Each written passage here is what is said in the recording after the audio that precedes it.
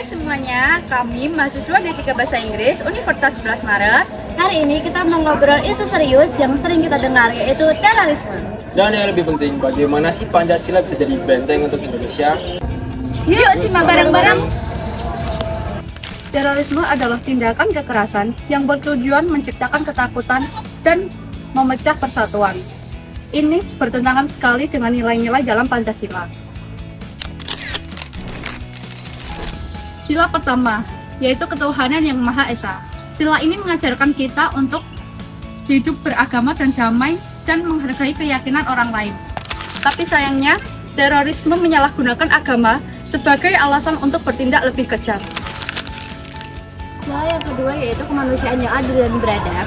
Terorisme jelas tidak beradab, menyakiti, bahkan membunuh sesama manusia demi kepentingan keanggotaan itu bertentangan dengan nilai kemanusiaan. Sila yang ketiga yaitu persatuan Indonesia. Terorisme ingin memecah belah negara, tapi Pancasila mengajarkan kita untuk bersatu dan saling menghargai perbedaan budaya, suku, dan agama. Ada sila keempat yaitu kerakyatan yang dipimpin oleh hikmat kebijaksanaan dalam permusyawaratan perwakilan. Dalam demokrasi Pancasila, perbedaan diselesaikan lewat dialog dan musyawarah, bukan lewat kekerasan seperti yang dilakukan oleh kelompok terorisme. Kemudian ada sila kelima, yaitu keadilan sosial bagi seluruh rakyat Indonesia. Nah, ketimbangan sosial bisa menjadi akar munculnya radikalisme. Pancasila mengajarkan kita untuk selalu adil untuk semua agar tidak ada yang merasa dikucilkan. Loh, Raffi, kamu nggak kelas lagi? Jadi lagi malas saja, lebih banyak pikiran. Aku tahu sih kamu kecewa sama beasiswa itu, tapi kamu mulai berubah. Aku dengar kamu gabung grup yang aneh-aneh ya? Mereka itu gak aneh, Dit. Mereka tuh cuma nunjukin fakta. Demokrasi ini udah rusak, tapi kenyataannya apa? Ya, aku ngerti Raf, kamu percaya. Tapi hati-hati, banyak grup yang sekarang awalnya tuh kelihatan logis, tapi kan lama-lama narik ke arah yang lebih ekstrim. Setidaknya mereka itu dengerin aku. Mereka ngajak aku buat ikut pelatihan diskusi lebih dalam.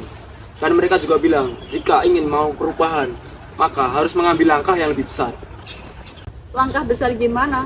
Kamu tahu kan mereka udah mulai bahas sabotase dan aksi diam-diam. Itu bukan diskusi sehat lagi, Raf. Kalau kamu ikut itu, kamu nggak memperjuangkan keadilan, Raf. Malah kamu ikut bagian dari kekacauan itu.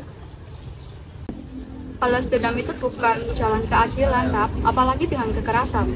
Kamu gak bakal tahu yang mati itu bukan koruptor, bukan penjahat, tetapi ibu-ibu penjual sayur, anak-anak sekolah, tukang parkir, dan orang-orang kecil yang kayak keluarga kita sendiri. Saat itu cuma merasa nggak punya tempat cerita. Di grup itu, aku tuh dianggap penting. Kamu penting, tapi bukan untuk dijadikan alat. Pancasila kan ngajarin kita persatuan, kemanusiaan, sama keadilan. Kalau kamu mau merubah negara ini, kamu bisa ambil cara damai kok. Dan masih banyak kok jalur positif yang bisa kamu ambil. Makasih ya, Kit.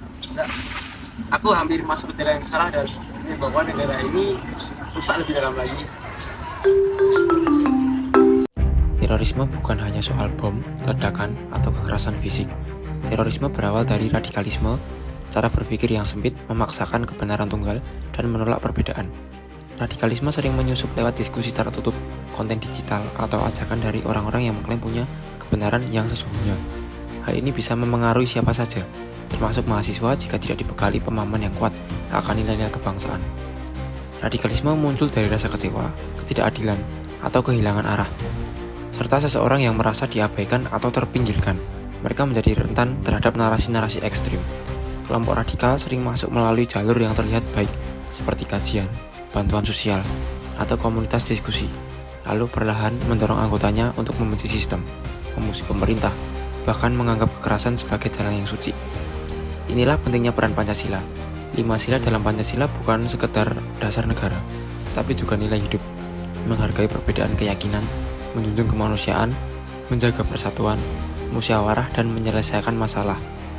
Saat nilai-nilai dipegang teguh, masyarakat menjadi lebih kebal terhadap ajakan radikal dan lebih siap menghadapi provokasi yang menyesatkan. Jadi, mencegah terorisme bukan hanya urusan aparat, tetapi tanggung jawab kita bersama.